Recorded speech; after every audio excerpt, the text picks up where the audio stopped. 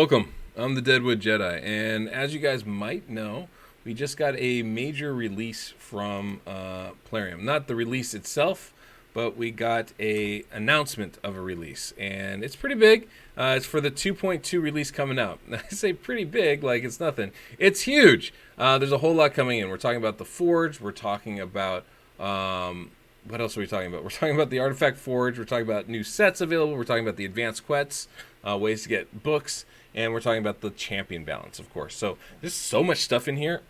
I tried to record something. It took me over an hour to just talk. So it's too much for one video. So what I'm going to do is I'm going to break it up into 3 videos. I'm going to cover the Artifact Forge, the advanced quests, all that stuff in the first video. And then that's this one right here. And then the second video, I'm going to cover the champions. So I'll cover the legendaries in one video, cover the epics in another, and we'll go through it all that way. So bear with me. Thank you guys for being here. Let's go ahead and I'm going to talk about the artifacts, the forge, and some of the other stuff coming up, the new challenges that are headed our way. That should be pretty fun, I think. We just got the new patch notes for 2.20, the new update that's coming out. It's got the forge, it's got the new rebalancing the champions, a lot of stuff in this one.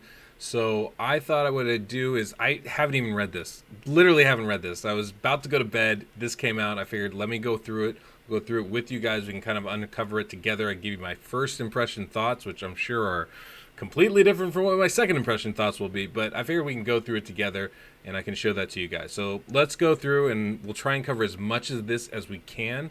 And I'll probably end up doing a follow-up video talking about some of the other things that are going to be happening in here. So to start off, we got the greetings. The time has come to reveal what 2.2 has in store for you. We got the Forge going live at last. I'm going to try and summarize this as much as possible so I'm not here for 2 hours with you guys. We have a set of quests for our summoners to take their teeth into. That's great. And then we're going to go through the massive balance champion balance. So, Artifact Forge.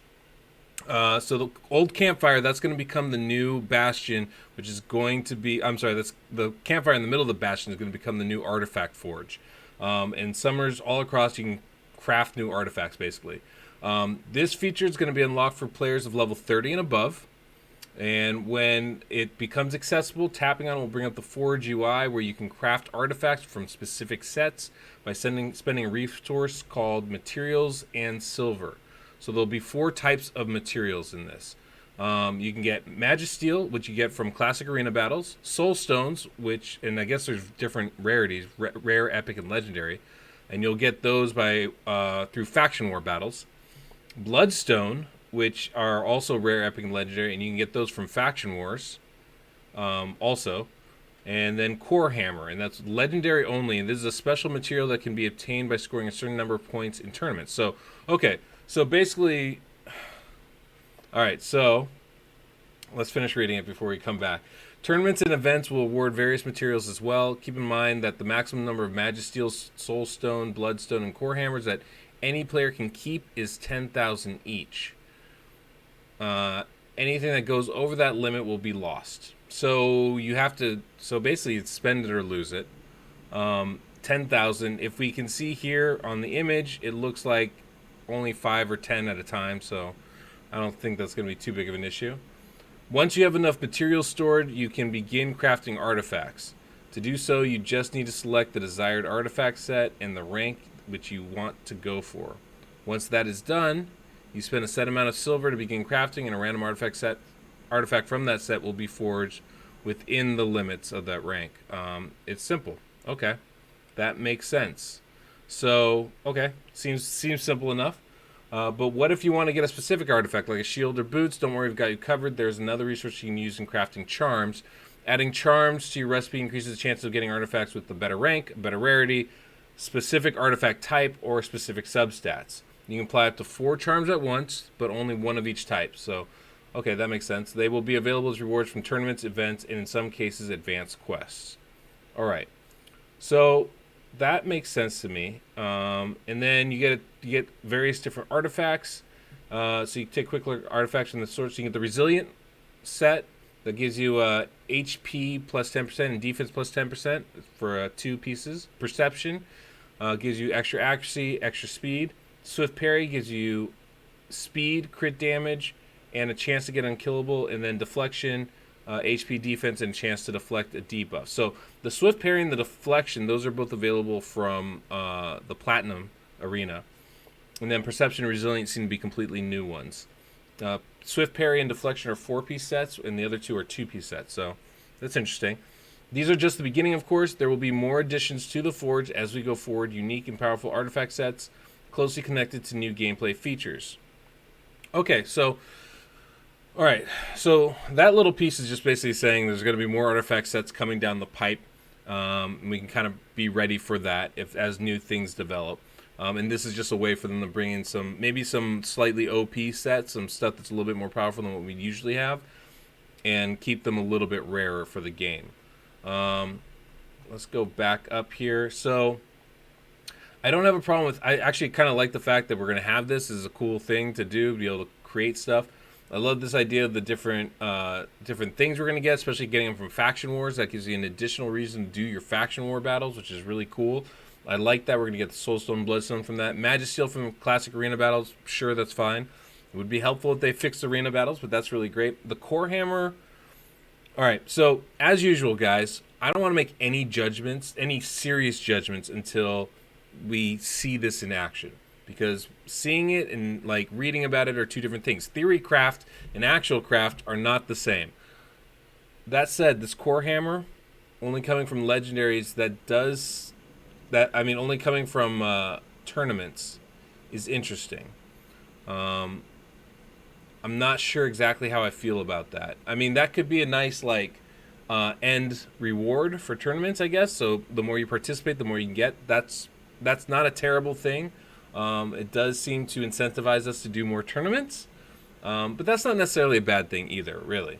So that's all seems actually pretty fine to me. I know some people are going to say that's the money grab right there. That's the pay to win barrier, the free to play barrier. I'm not sure that it is. I really kind of want to see how they use that, because if it's something that is attainable, that's fine then. You know, it keeps it a rare thing, as in it's only available as tournaments come up.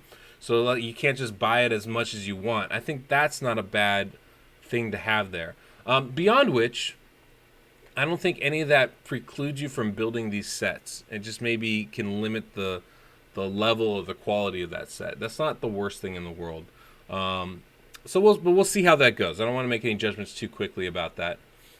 This is a cool little diagram they have of the Forge there. You put in your stuff and you build your piece. I like all that. I think that's great. You can kind of choose the set that you want. I'm sure each set and each you can see the different stars there, so they're going to probably cost different amounts depending on what you're trying to forge. That's really cool. I think this could be a really nice thing. It also makes those Platinum Arena pieces available to everybody, which is very good. I like that a lot. And you can see the different sets that come out. That's great. And it's very cool that you can specify the type of set that you want. And these charms, it looks like they're still percentage chances, so it's not like guaranteed you're going to get these types of things. But that's great. If you're looking for speed boots with the defense substat, then this is the place to get them, or accuracy or whatever. That's really cool that they're making that available for us. I think that'll be nice, and I wouldn't be surprised if they start using this Forge to be able to alter existing pieces of gear too in the future.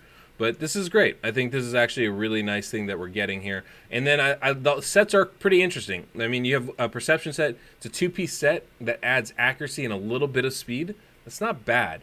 I actually kind of like that a lot. You get a lot of accuracy, so it's definitely better than a typical accuracy set because you get a little bit of speed on top. But nothing crazy. The HP and defense one, again, nothing crazy, but both of those are very useful pieces. And then swift parry and deflection obviously are useful. They're already in the Platinum Arena. They're already good pieces for that. But this makes them at least available to everybody. So these are cool. I think I dig this. I think I dig this a lot. Advanced quests. This is one of those features you already know about, making better. So it's basically like daily quests. But this offers a different list of challenges to complete. Some of them are static and do not refresh until they are done. Others will need to be completed within 24 hours. These challenges will focus on things not yet covered by daily or weekly quests. So Tag Team Arena, Faction Wars, and so on. And when the Dune Tower goes live, there'll be specific advanced quests for that. So that's great. This gives us another daily thing that we can do and participate in and keep it going. There's some really cool things about this. as you can see here, the rewards, I'm sure they're going to talk about it in a second, but not only we get a 5-star chicken, we get epic books, we get legendary books. This is a great way for us to get that. Obviously, it depends how it's implemented, right? These need to be things that we can actually attain and don't take us months and months and months to complete. But if these are attainable things, this is a great way for us to be able to get these books and get them fairly regularly. That's great. And you'll see it has its own little tab there. That's cool. So each completed quest gives you an individual reward, but those are just small bonus. The main thing, you have a tally of 250 advanced quests. So each little bit gets you something, and then once you complete the whole list, you get something bigger, like that legendary book, the epic book, the chicken. That's all really good. I think this is a really good thing that they're implementing for us. I love that they're having that in here. And the great thing is you can do it at your own pace, so you don't have to do it every day. Once you complete it, it'll reset again and start that cycle all over again. So that's awesome. I think this is a really good addition to the game.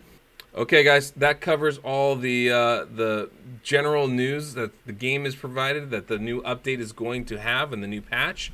We're going to call it here. Make sure to like, subscribe to the video, leave a comment down below. What do you think about the Forge? What is it that you're most excited about? Are you happy with it? Are you happy with the artifact, the new artifacts that are coming out here? What do you think about the daily quests? I'm kind of excited about those myself, but let me know what you guys think. And then watch part 2. We're going to cover all the champions. I'm going to go over the epics, and I'm going to go over the legendaries. I'm going to go over their buffs, the changes, and what I think about it all. And then you guys can tell me what you think about it all. So, all right. Thank you guys for coming by. Always a pleasure to talk to you. Till next we meet. I'm the Deadwood Jedi.